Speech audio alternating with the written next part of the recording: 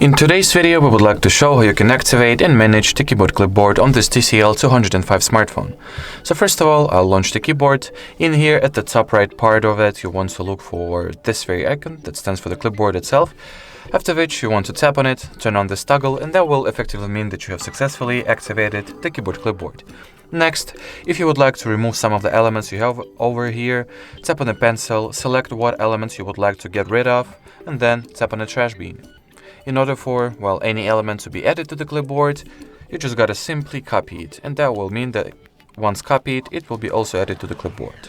So I've just typed in the word car, copied it, and if I get back to the clipboard, I'll see that the car word has been successfully added as the most recent element of my clipboard.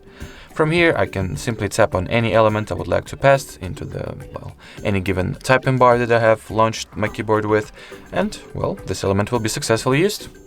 Alrighty, so that was it for this video. Thank you so much for watching, and bye-bye.